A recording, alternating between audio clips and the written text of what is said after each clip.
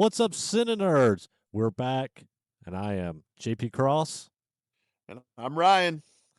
And just like last week's episode, CineNerdsPodcast.com. You can get all of your CineNerds needs there. All of our episodes are there. All the links to for our audio listeners, for our video watchers, everything's there. Our reel link is there. We're doing reels. We're still doing that stuff. We're going to keep that stuff pumping out between me and Ryan. And yeah, and there's a shop, and there's all kinds of stuff on the shop. What's on the shop, Ryan? Oh, hoodies, t-shirts. I think we might. I'm really thinking about those pajama pants. She sent us those example pajama pants, and they're really comfy. I'm not gonna lie. So, coffee mugs. I love my coffee mug. Lots of stuff, and it all supports not just our local business, but another local business that is the merch store. So, you're helping two small businesses, and you're appreciated. Um, Go ahead. Go ahead. No, go ahead. I was gonna say, on that note, though, on that website, you have the ability now to check out. I think it's like 105 episodes. I think this will be the 105th. So we've got a shit ton of episodes up there. Proudly, we're creeping up on 2 years of doing this now. So definitely get in there and check it out. Look at all of our movie titles and check out some of our reviews. Give us some comments, some feedback. We'd love to hear. What I was going to add, we have signed Senators posters by me Oh and yeah. by Ryan. I forgot to talk about this on last week's episodes. So I have the posters here, but Ryan had them printed. So I do have the posters. Hopefully by now, the time we're talking in this episode being released, hopefully I have them up, a link up on our website to where you can actually purchase them through our website. I'm going to try to get that done this current week of where we're filming, so hopefully it'll be up right now. If And if not, I will be making a post on how you can actually get them if I don't get them up on the website by right now. So, but signed posters by me and Ryan here, and $10, and they're yours. So they're there. there's only 25 of them, only 25. So that's our first run ever of prints, and so it'll be really cool. That helps support us too, helps us keep funding this and building this wonderful little podcast up. Also, and I'm not trying to plug myself here. However, if you would like a killer's confession signed print of me, I've actually got some of those on order. They should be in by now or within the next week of now. And I got 50 of those that I'm going to be selling. So if you would like a AKC print with yours truly's face on it signed, I'll have those as well. Which one did you get made? The up close shot Oh, with I the new love that. So with the new mask. yeah, so I was just telling him that he should use that one too. So I don't know who's the photographer that took that. That was a random fan just snapped a shot on his cell phone.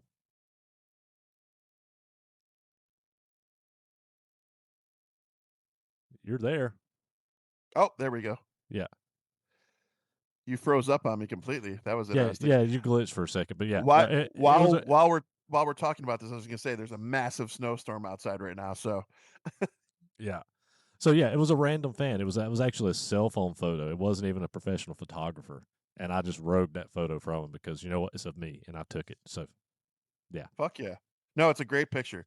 And so if you guys are able to get your hands on one of those, I highly recommend it. You won't regret it. Alrighty. So this week I had Ryan watch my pick, which was Alma and the Wolf. And your initial impressions of this one, what'd you think of this one? All right, so I mentioned it last week on when we did Strange Darling. So this movie, I actually text JP as soon as I was done watching this, and I go, "That was fucking dark and depressing." Doesn't mean it's bad, but holy shit, this is like so. At this point in our lives, we're all adults. We all have fucking childhood traumas, right? This fucking triggered so much childhood trauma for me. Holy alcoholism. Anyways, this movie revolves around essentially an alcoholic father, his pressure on his son to be what he couldn't be. And it was just it was really intense. This movie was a lot, it was similar to me as Strange Darling too, because there was a certain point where I was, like, maybe a third of the way in, and I was like, "What the fuck is happening? Like, what is going on? I can't keep up." Like, it was so fucking crazy, and, it started coming together slowly but surely, and, you know, I kinda had a read and a guess of what was happening, about 2/3 in, and I was right, but I didn't expect the result that we got. So I was pleasantly surprised and liked this movie a lot for my first it was my first watch. I bought it for 6.99 on Fandango. Yeah, I was actually going to ask you if, because I know you like to try to figure out the ending. I was wondering how long the ending had you confused on where it was going to go. No, yeah, I so we'll get into what happened at the ending. I don't wanna just say it off the rip. Yeah, no, no. I was curious on how long it took you to figure it out, not really giving the ending away. So yeah, I'm happy you said it took you little time to actually get there. How many times have you seen this, and what was your initial impression? So this is the second time I watched this film. I watched it the first time after right after it hit digital this year, and again, did not watch the trailers. I actually watched this movie on a blind watch because I read an article on a new Ethan Embry movie. And I was like, oh, I like Ethan Embry. I'll watch this. This looks interesting enough. It looks low budget, but it looks interesting enough. So I bought it on Fandango when it first came out. And I I even, posted about this. I did a reel on this, and I think I even made a post about this movie after I watched it. And I made a reel on this back in October, um, praising this movie. How much I actually really kind of enjoyed this movie and how it's just an under the radar film that not a lot of people seen. Um, so my first watch, I mean, yeah, I walked away from this movie like wow, this is like some Edgar Allan Poe modern day film type thing is the vibe I got from, which kind of coincides with you saying this movie got real fucking dark. Um, and Was to that point, you said Poe, was this a book? I don't think it was, but to me it has the elements of a lot of Edgar Allan Poe writings, Because with how it plays out. well, I didn't dislike it, so don't misunderstand what I'm about to say, but I actually think I might prefer this as a book, honestly. Maybe, maybe Yeah, this actually would probably be a really good book if it isn't. I know very little about this movie, and there's not a lot on this movie out there. Um, so like there was, I can't find anything budget wise. Where I know I'm jumping ahead, because that's we usually talk budget towards the end of the film. I couldn't find anything budget wise. Obviously, nothing theatrical release because I don't. This didn't get a theatrical release, and and I like to look up the trivia things too on IMDb, and there's no it beat me trivia. first. Yeah, there's nothing. Yeah, there's nothing. There's very little to nothing on this film to even know much about it other than it's out. It's out there. Ethan Embry. If you don't know who Ethan Embry is, he was in Empire Records. He was in National Lampoon's Vegas Vacation. Like he was a young, and he was in one of my favorite TV series, Freaky Links, back in the early 2000s. Um, yeah, he was a young child star, and um, his later career hasn't been very kind to him, I don't think. So I was pretty kind of like Devin Sawa. I was glad to see him come back and doing something. So that was why I actually watched this film.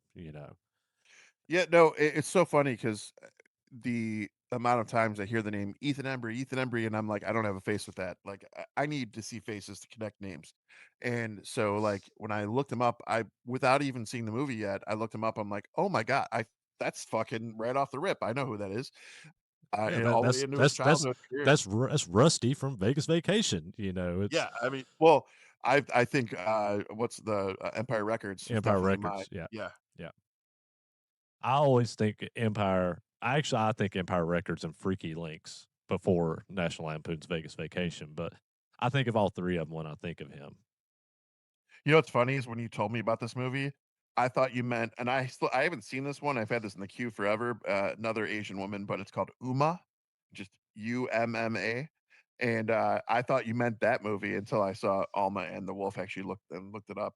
But Yeah, so I generally like this film, and I watched it again last night, and well, I watched half of it last night as I was going to bed. And then when I started, felt my eyes getting heavy, I cut it off, and I actually finished the second half this morning before we recorded last week's episode and this episode. So that was my second watch, and I had fun, same as the first time I watched it. So I'm gonna make a public declaration right now. I'm going to change my location for the next filming, because I am literally within 10 feet of my cat's litter box, and both the cats in 5 minutes took giant dumps, and all I smell is shit, and I'm kinda pissed. so we're gonna be filming for the next hour while he smells cat shit. I'm gonna light a candle. Actually, I got a candle right by. We'll be safe. We'll get through this, but I'm gonna have a talk with my cats. I've been having a lot of talks with my cats. Okay, they're. I keep telling them how soft and spoiled they are because I want to throw them out in the snow and just watch them pull their paws up in terror. All right, so Alma and the Wolf. This movie is. Are you there? Yeah, yeah. I was Oh, actually just looking up a plot summary, and there's not you. a very long plot summary. It's basically set in the Oregon coast. Troubled police officer Ren Accord investigates a mysterious wolf attack. Matters escalate when his estranged son vanishes during the case, which is a very vague. It's very vague. So to me, I would have summed this up as I mean, and it gives away a little bit though, but it's an alcoholic has a psychological break and things get out of control. Mhm. And that's my quick synopsis. But Yeah. but going into this though, I didn't know like again, I didn't watch trailers. I didn't know what I was getting into. I'd never heard of this movie, honestly, other than knowing that JP had done a review on it. I saw it, but I didn't watch the review because I knew at some point he spoke so highly of it. I was like, he's gonna make me watch it. I'm gonna stay off this. So other than that review, knowing about it and knowing the name of the movie, I knew nothing about this. And I'm going into it, I'm thinking it's a werewolf movie. Even based off you can see on our Mhm. screen, you can see the cover of the movie. I thought this was a werewolf movie. Nope. There is definitely a wolf, and it is definitely intense, and, the way that you are made aware of what's going on is also equally intense. So And the same for me. Because like I said, I didn't watch trailers. I read a brief, like, article on this film, and I went into this film blind, and I thought it was going to be a werewolf film as well, and there is a wolf. There's a wolf, and there is a werewolf figure, and there is goat and sheep figures. Uh, which you but find out why at the end, but that was another part of it that really so that when we get to it, there's a sequence at the end, and it kinda explains the goats. But it also opens so many more questions because it made the movie not as simple as I thought it was. So yeah, yeah. And this movie starts with Ethan Embry's character Ren. He's a sheriff deputy, and he's driving down a road, and he runs across Alma, covered in blood and holding a wrapped up, and I believe it was supposed to be a wrapped up goat, dead goat, because she's saying that there's wolves. Or what was it? I thought it was her dog. I thought it was the corpse of her dog. Maybe it was but there was a whole thing about how her goats were being killed by the wolf. So I thought maybe it was a baby wolf, No, no, or no. She said maybe goat. she said the goats came toward her and the goats were with the wolf and they attacked her dog. Got you. I Yeah, misinterpreted that. Yeah. Okay. Okay. That makes a little more sense because I thought that's a tiny fucking goat that she's yeah. carrying. So that makes more sense. But she's covered in blood, and he takes her to the station. She's covered in blood. He's doing an interview with her, try to figure out what happened, and it just kind of it takes off. It really just kind of takes off from there. I mean this movie is intense and start to finish for me, more so than last week's episode was Strange Darling. This film was more intense for me, start to finish. So there was an element of this movie that reminded me of, and hear me out, American Psycho. Because in American Psycho, there's a point where Patrick Bateman, you don't know who he's actually killed, who he hasn't, what's in his head. It's very puzzling. You're like left kind of like, wait a minute. So did that actually happen? and I had a lot of those moments throughout Yeah. this movie. Yeah. The Alma in the beginning, so Alma's played by Lee Jun Lee, and I watched an interview. Actually, it was more of a podcast between Jun Lee and Ethan Embry, and it was pretty cool to see them going back and forth and kind of talking about their characters and what they did. But in this movie, though, they played off each other very well. I was kind of, I'm not gonna lie, I liked because my wife is a saint. I liked the crazy ones, and she was coming off like one of the crazy ones, and I was like, "Yeah, that's kind of cool. All right," but it definitely took a 360-degree turn, and I was thrown back. So you start off with what we clearly see after Alma and has gone to the police station, and she has basically told her story, thought that everyone was going to think she's crazy, and she makes Ren promise that he will kill the wolf that has killed her dog. Her dog was her only friend. So he says, "Yeah, whatever." He just promises her, but he doesn't like. It doesn't seem like it's a sincere promise. Just kind of like, "I want to shut her up and get past this." And so from there, he goes with his partner to the high school field, the baseball field, where his son is pitching a game, and they discuss how uh, even when Alma's in the police station, they talk about high school because it's a close, small community. But Ren used to be a high school baseball star. He had an arm, and he was great at what he did, and he was looked up to at that time. So he's kind of got this Al Bundy kind of thing going on, where he can't escape high school. High school's that was his peak, and he fucking felt great about that. And he wants his son now to be what he couldn't, essentially. So him and his partner, they go underneath the stands and they chase these kids out, and they've got a bottle of bourbon, and they got a bottle of, or they got like a 6 pack of beer, whatever, and him and his partner grab beers. They have a beer. They're watching the game from underneath the stands. They're popping back the bourbon, and but he's going a little more intense. Like there's the partner just had the one sip of the beer. The Ren is like chugging the bourbon and drinking the beers. You see, there's a kind of hesitation when he approaches his son after the game to congratulate him. His ex-wife walks up. It's super uncomfortable because you can see this man is clearly not in the right state. He's hiding alcohol in his cup too with his, it looks like a big slurp, if you will. Mhm. And he's hiding alcohol in it. So there's just a lot happening right in this first half hour. And there's also a lot of scenes, and I think that this is one of the ones where he goes and he hands his son a red balloon, Yes. and that's very symbolic of for the ending. So the red balloon kind of comes up here and there.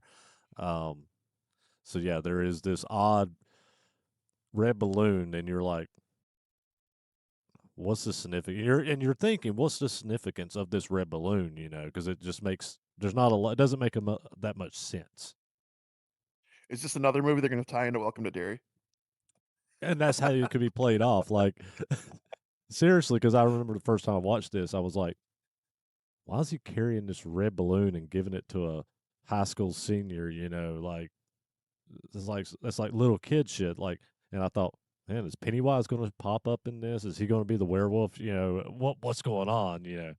I say that in jest because like I text JP after I was watching the, I think, episode 5 of Welcome to Derry, and we're finding out this is a prequel story for the gentleman who's the person who watches the hotel in The Shining.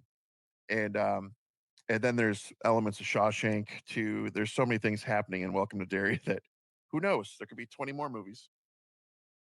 Oh. There's no yawning in baseball. What the fuck's going on there, JP? He I, yawned for those of you who can't I see. yawned. I'm tired. I'm all tuckered out. We're recording a couple movies today, and in between, I just made a pot of coffee because I was in the same spot. Um, so one thing I'll say about this movie, and you talked about watching an interview with them too, or a podcast interview with them, Ethan Embry and the girl that played Alma. Um, I didn't watch this. I would actually be interested in watching that because two of my takeaways from this film with them because they're the main cast essentially, and not just well. Yes and no, but he is definitely Ethan Embry's character is like the main character. He's throughout this film, pretty much every shot he's in. Um, one of my negatives on this film is it's a negative and a positive, I guess, because the interactions between Ethan Embry and some of these people, like I can feel the emotion coming from Ethan Embry, but then at the same time, it's almost some of the dialogue and some of it just isn't. It's not up to par with how the actors were in Strange Darling. Is where I'm going to go with this. Those actors in Strange Darling, they were fuck. I said it last week. They were top tier. Those guys need to be in bigger, better films. Where the actors in this film, it's a very low budget film. We don't know the budget, but we know it's a low budget film. Are just a bit above what you would expect for the budget. You know, um, not as good as what the guys did in Strange Darling. And it's not saying that Ethan Embry and everybody in this film didn't do a great job. It just after watching Strange Darling and then watching this directly afterwards, I can see the level of acting difference between the two films. Um, Lee Jun Lee, who played Alma, I do feel that her acting was definitely not anything over the top or anything great. It wasn't bad, but it No, it wasn't wasn't great. bad. It wasn't great. It wasn't Now bad. now, I will plant a flag on the hill of Ethan Embry did a great job. Yeah, no, I he think did. He did. He showed a lot of emotion in this oh my film. I mean, and rightfully so when we get to the end, and we'll go over that, but holy fuck. Um, let's talk about some of our favorite scenes rather than dissecting this. Uh, let's just kind of jump around. So one of my favorite scenes in this whole film, actually, or segment. I'm not even gonna say scene, segment in this film is where Ethan Embry's Ren and his partner go into the woods. They're looking for his son. His son has disappeared, and they get lost in the woods. So they end up making a fire and sleeping in the woods. Well, Ren wakes up, and the town drunk is in the middle of the woods, and he ends up attacking him and um, killing him because you believe that there's almost like a virus. There's a virus going around that's changing people that he believes the wolf is causing all of this throughout this film. So I love this scene, but then it even escalates even more where he figures out that he's like, you got to go over here, and he ends up on a boat going to this island. You see this island where this werewolf and these goat people and sheep people are, and just the imagery. And you see Alma, and Alma's like on this throne, and Wolf is on this throne. Like the imagery is so fucking good in this Yeah, whole segment. Alma's on that throne after the wolf. They like like swaps bodies almost, and I think that's where he thinks he's losing his mind. I think that he is convinced that this wolf can take on anyone's appearance, and the way that it's like shape shifting back and forth because it's almost like when something gets too crazy, he's like, "You too?" Like, it's almost like, "Oh, no, this person's in that wheelhouse. They're one of them," or, he just feels like he can't trust himself or what's going on around him. No one will listen to him either. He's tried telling his partner, he's tried telling his chief. They all think he's losing it, but they think it's because his son's missing, and, they genuinely feel like he wants the best to find his son, but also they have questions. You can see that it's Mhm. lurking. But yeah, no, that throne scene is, it's pagan imagery at its best, if I have to be honest. Yeah. It's something I would expect to see almost in the movie or in the TV show Vikings. Very, very cool, very, very detailed. I love the detail on the throne and the way that the fire uplights the wolf. Hmm. Gives a lot of depth, I think, to that wolf. The wolf itself too, like at first the first time we see the wolf, I kind of like that scene too because you don't see the wolf right away. You see one of the goats, and they're the four-horned goats. I forgot the specific name of them, but he's in the road. He gets out of his car, Ren, and he goes and he looks at the goat and he's like, Where's your buddies at? Because he's been told that there's more. And he turns around because he hears something, and there's another goat behind him. And then he turns back to look at the other goat, and that one's gone. Then he turns back, and the other one's gone. And it's like it's messing with him. Then he sees the wolf walking, or the actual wolf walking into the woods, follows it, or no, he chases it off. That's what happens. He Hmm. chases it off, and says, "Get out of here, go!" And he turns around for a second, turns back, and now there's a giant ass wolf standing there staring at him. And I wasn't expect. I'm thinking, I'm still thinking it's a werewolf movie at this point. And all of a sudden, this thing started like I was almost be like, I was waiting for him to be like, "Hey Chuck, how's it going?" Like something out of Yeah, Beetlejuice or yeah. something. Well, And even go ahead. God, no, I was just gonna say it took me back a second when this thing started talking to him. It kind of changed the tone. I didn't know what was happening. Well, and even the throne scene, and it's showing Alma, it's showing the wolf on the throne, then showing Alma on the throne. Like my first time watch of this film, I was thinking, is it taking like you? I was like, is it supposed to be in telling you that it can take the form of other people? Is it going to take the form of her, or is Alma the wolf? Is this telling me that Alma is the wolf? Like there was so many questions even for me at that moment. With what was I kind of thought maybe we are still in a werewolf film. Is this where this is going to turn? Uh, so I mean, there was a lot of questions. I questioned a lot back and forth the first time I watched this film. Yeah, and I think this one's kind of the flip for me from you last week with Strange Darling. This one to me, the first 50 minutes was a little bit painful. It was hard to keep up with. It was hard to understand what was happening. But once I got to that 50-minute mark, not 50-minute per se, but midway, let's say, it definitely started coming together. And then as I understood what I had been watching now, I felt a lot better about it. Yeah, and the start of this movie after everything with Alma, he's going on a date with Alma just to kind of get you caught up because we jumped to Wow, chicka, kind of the bow, middle wow. of the film.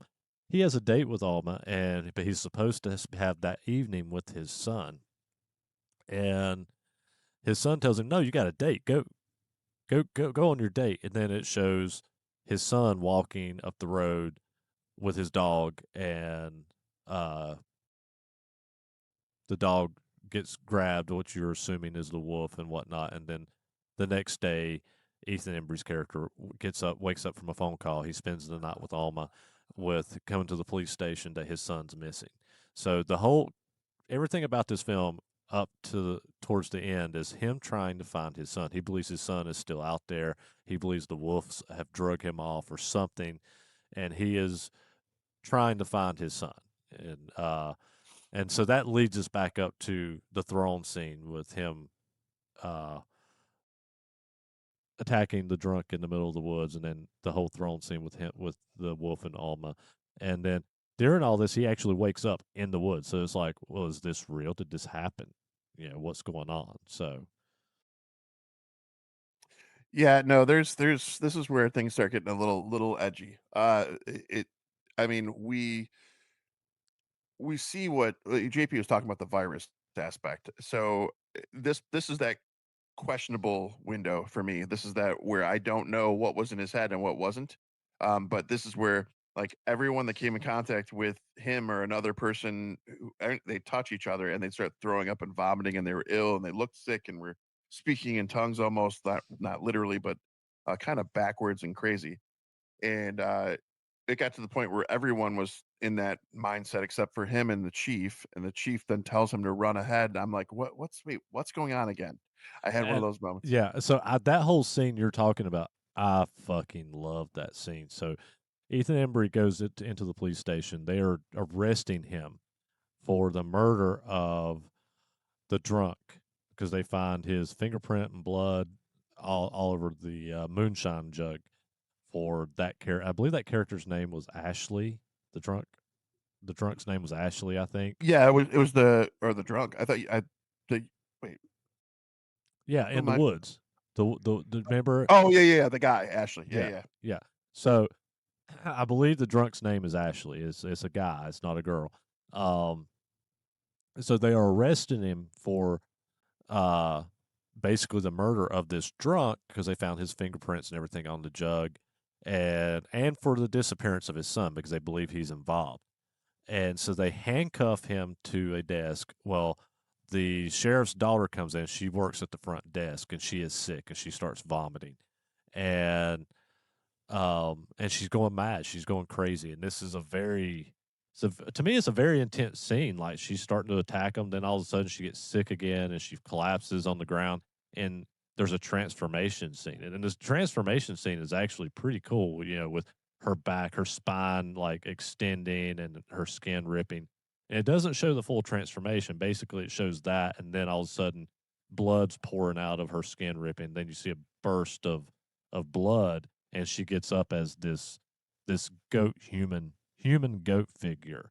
And then the other officers are, well, I'm starting to get Yeah. sick. And they Everyone start, that's infected turns into these goats. yeah, Yeah. and they start transforming into these goats or rams or sheep, what they are.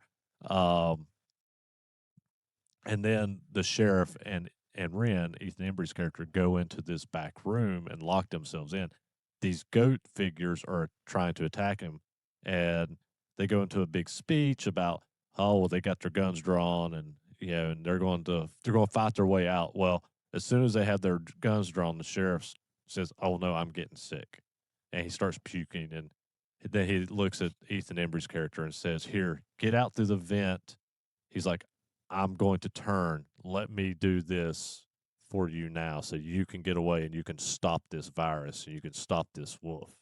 And so that was what that whole scene was for me. I mean, it's a really cool transformation and scene and psychological bullshit going on.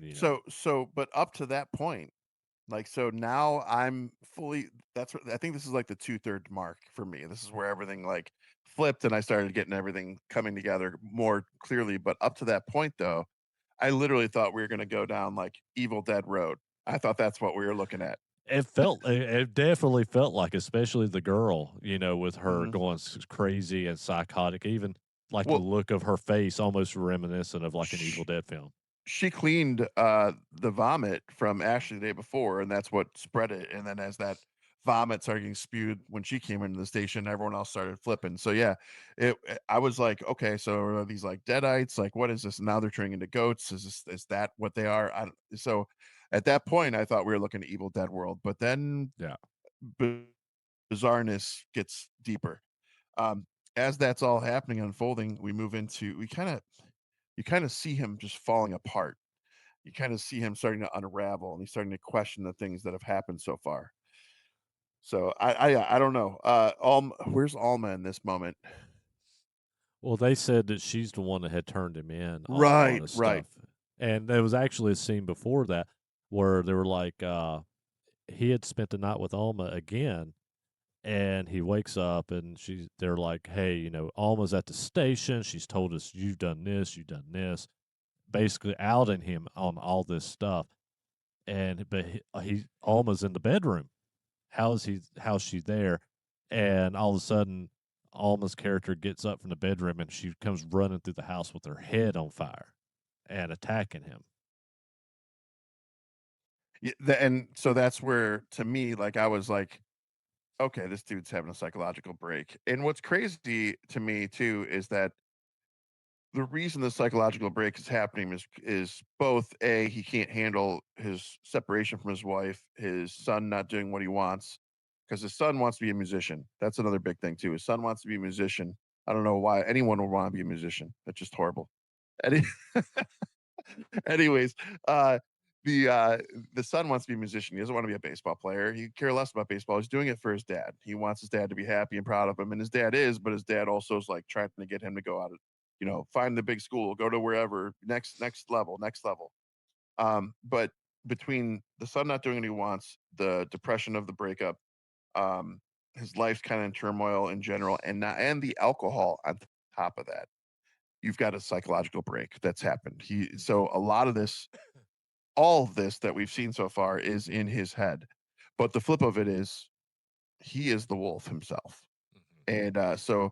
And that's where things get even crazier is that what we saw in the beginning of the movie with Alma in the police station talking to him in his sheriff's uniform really wasn't what was happening. What's happening is he was covered in blood. He was in the police station talking to Alma, Alma. who is yeah, who is the sheriff. And so it's he literally has flipped the role in his head. He's even living in Alma's house. He doesn't have this house that he thought he had. And or what we are told is Alma's house. I don't know if Alma was ever there really. Um, so it because I don't even think they hooked up or were a thing. I don't know. That No, was no, it I didn't. And I understood that that was all in his head. but there's a weird moment when he gets killed, because he gets killed, he gets shot, and he's coming out of his house. There's a weird moment where you see her face, and it's almost like she has emotion. She's got vested attachment to him. So I don't know if maybe she was going out in a wing and a prayer, leap of faith, and maybe she started to talk to him, and he cannonballed in his head. That's the thing I did like about this movie is I was constantly like, "Well, what about this? What about this? Why'd this happen?" I was asking so many questions, and I like that when a film brings me in and makes me invested Yeah. like that. Yeah, and you know, it all leads up to that, and you find out that, like I said, the roles were actually flipped. Almost the sheriff, and he was the one that was walking down the street. And it goes back to another flashback, and it plays out what happened with his son. What really happened with his son was he was drunk and met his son while his son was walking his Well, dog.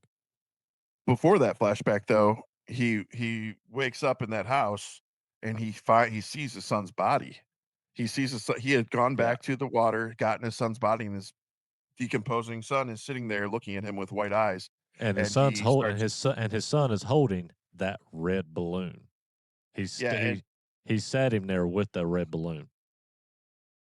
and uh, that part right there, that emotion in Ethan's face, Ren, Hmm. is it's heart-wrenching. It's a lot because he Yeah, realizes and that's when those flashes, the flooding all comes in. You see him, not the wolf, approach his son to kidnap his not kidnap, but take his son, when the son was walking the dog. You see him, he makes his son go skinny dipping not skinny dipping, but swimming swimming, late night. swimming, I was at skinny dipping be really and weird. and he gets him into the lake water and says, "I want to play a game." It's the wolf and the weasel. Every time you lie, Which the wolf puts you underwater. which is also reflective of your first encounter with a wolf that Ethan had in that or Ren. I keep saying Ren because when he first encounters the wolf and it's talking to him, he says, "I am the wolf. You were the weasel." And so we get to that, and you've now flipped the script completely. And he says, "Let's play that game," and it brings you back to that moment. And Um, and at that point, Ethan Embry gets angry because he's drunk. He is completely loaded. He is drunk and playing this game with his son, angry about finding out his son isn't going to college to play baseball. He wants to be a musician. And so he starts dunking him under and he ends up drowning his own son.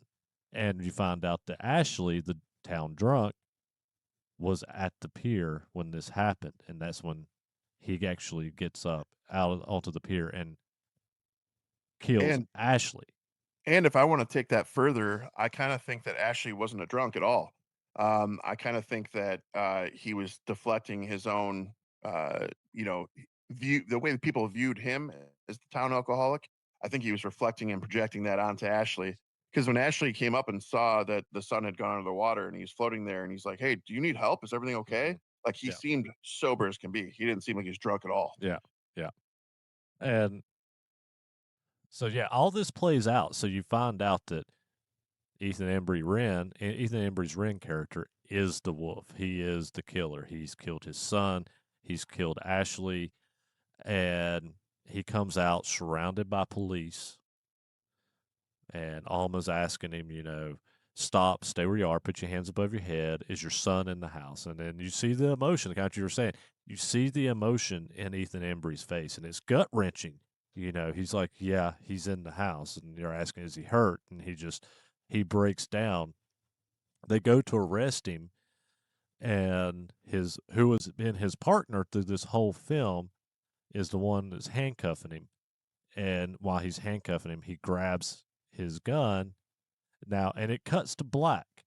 So I understood this as Ethan Embry blew his head off. He shot himself because the only thing it kind of cuts to black, and then it opens back up, and blood splatters on Alma's face. JP, it's 2025. He unalived himself.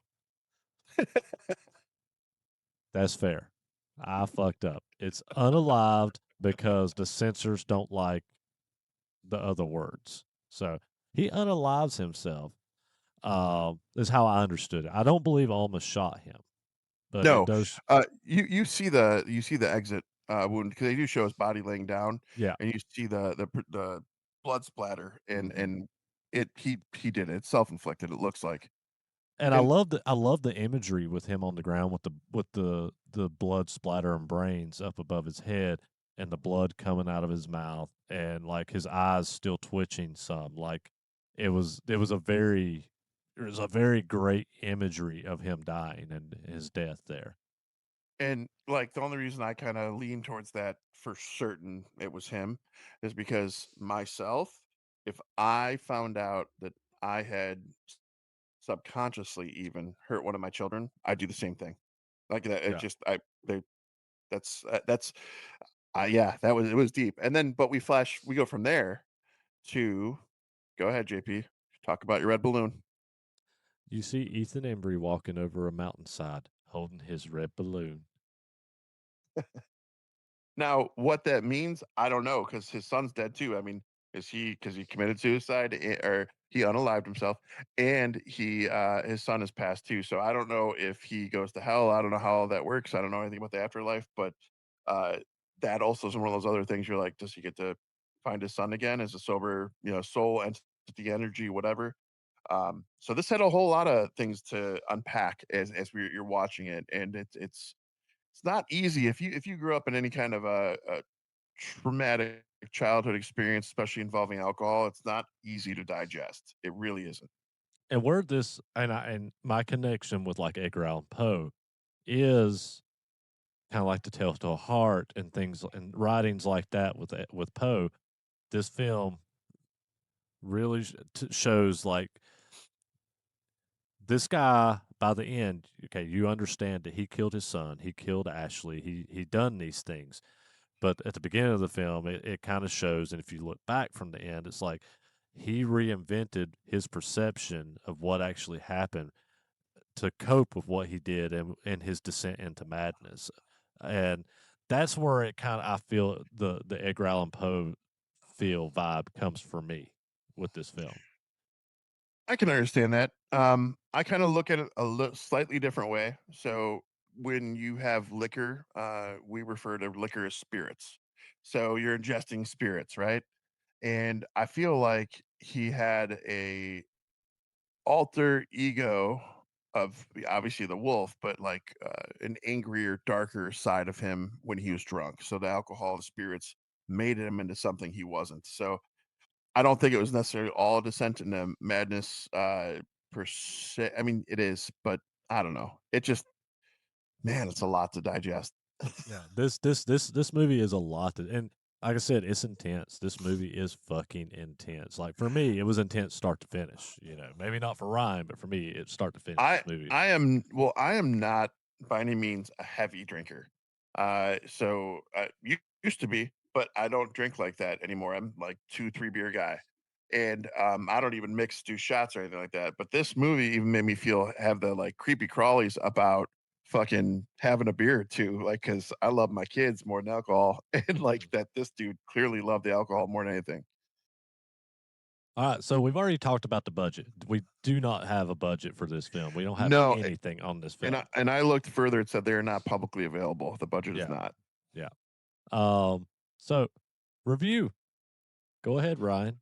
All right. So this one is another one. A lot Strange Darling from last week and this movie have a lot of similarities to me as far as they're kind of chopped up movies that come together to form a whole. And the way they're doing the storytelling is to keep you engrossed, to keep you wanting to know what's going on and building you towards that inevitable end. So this one was a little bit harder for me to follow in the beginning versus Strange Darling last week, and so those pieces I wish they would have been a little bit tighter. But once I got to where I needed to, I understood what was happening. I appreciated it more. Ethan Embry really does a great job as the main character. He's kind of your protagonist and antagonist because in his head he thinks he's a good guy, but his dark passenger, if you will, is not. So this movie has so many twists and turns, so many questions. I don't see me watching this again personally, but not to downplay this movie as a quality movie. It's an amazing movie, but it's also like for those of you who know the movie Doom Generation or Requiem for a Dream, it's not quite that dark, but it's up there. It's really up there. So I don't like watching movies that leave me feeling like super depressed or super like dark. So as a whole, this movie was not bad. I'm gonna go with 3.1 nerds for me. Okay, so you landed with this one like I did with Strange Darling because that's what Let I let gave her. let's see where you land. Because if we flip, that'd be hilarious. So this is the thing with this movie. And I've said it. Was invested in this movie start to finish. Not just the first time, the second time. Even though I watched it in half one night and half this morning, I was completely invested in this film. I love this film. I love the imagery of this film. This film is beautifully shot. Now, I will say, Darling, the shots were way more beautiful than this film. This film is dark, gritty, and the imagery is really fucking cool. And it's a different type of film when it comes down to it. Um, I fucking just, like I said, I just stayed on the edge of my seat the entire time, even my second watch. And this film has a fucking, I don't know, it hit me with just a special place in my heart, first time I watched it this past year. And I was blindsided because I watched it without knowing anything about it, and that made this film even more impactful for me. So I love this film. And for a low budget film, I will actually go as far as say, I don't know if this is going to make my top list for the end of the year, but this is one of my favorite films, I believe, of 2025. I really, really, really, really love this film. We'll see where it actually lands or if it does land on my top five list at the end of the year. However, I'm going to give this a 3.9.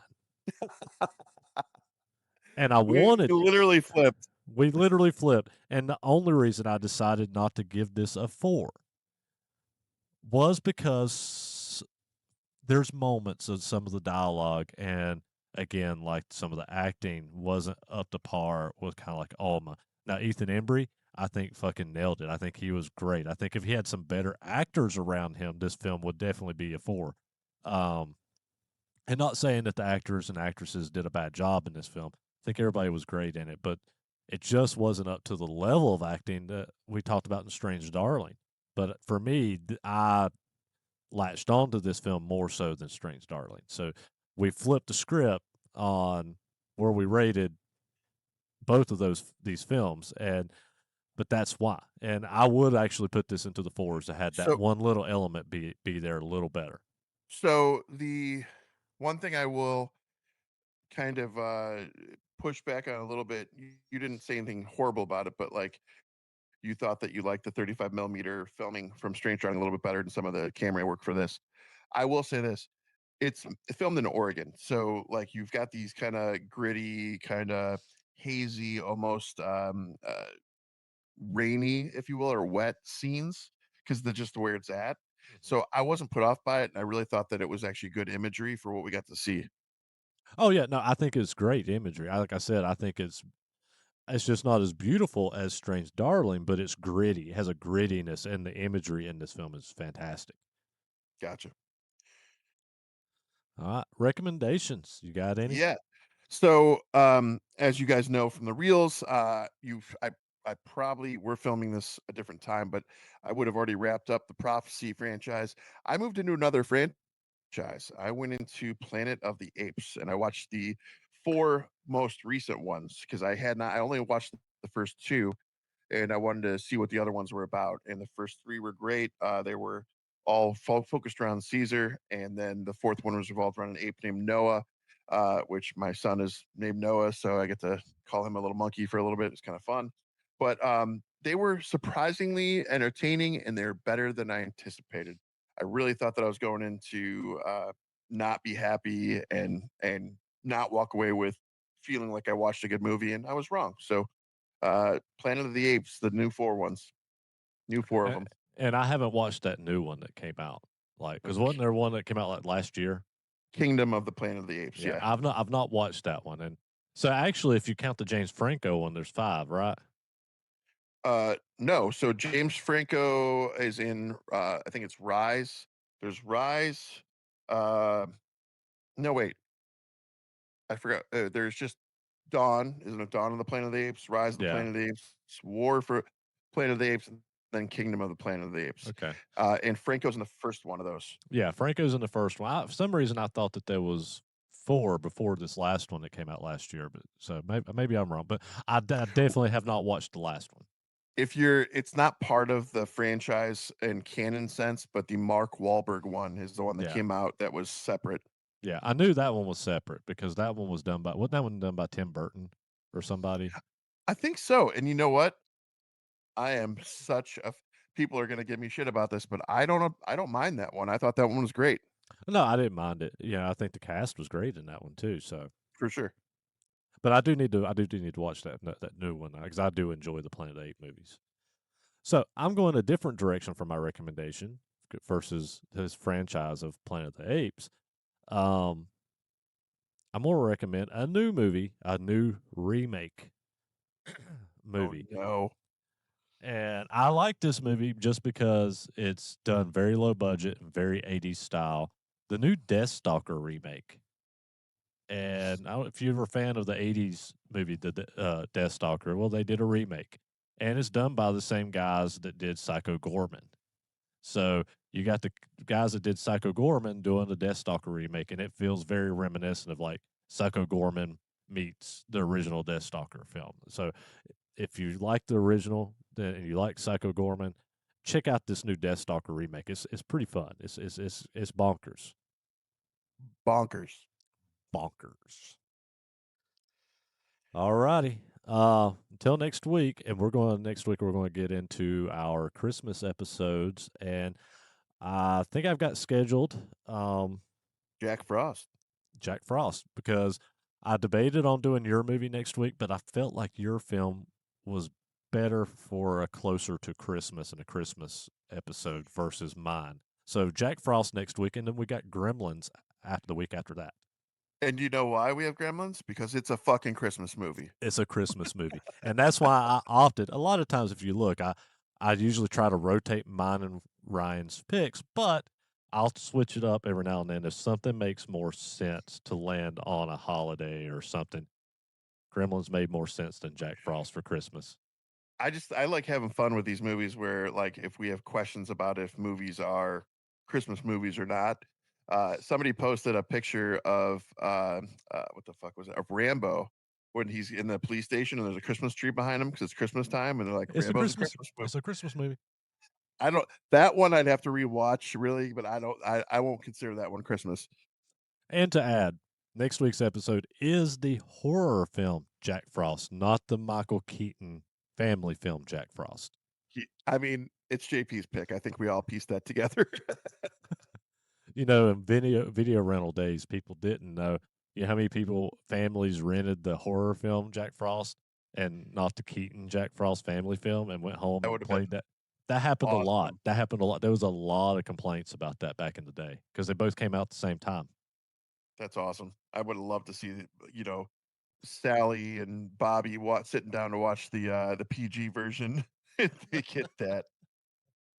You know what? I will tell you this. Either way, you're crying because you get a subpar kind of B horror movie, or you get Michael Keaton dying and his son having to just wallow in sadness. All right. Till next week, Jack Frost, CineNerdsPodcast.com. Posters. Remember the posters, signed posters. We're going to have those up for sale. Only 25. So only 25 of them. And I'll have my personal AKC ones up soon, too. So those will be free. Not trying to plug myself, but I'm trying to plug myself. All All right, right. guys. Till next time. Later. Later.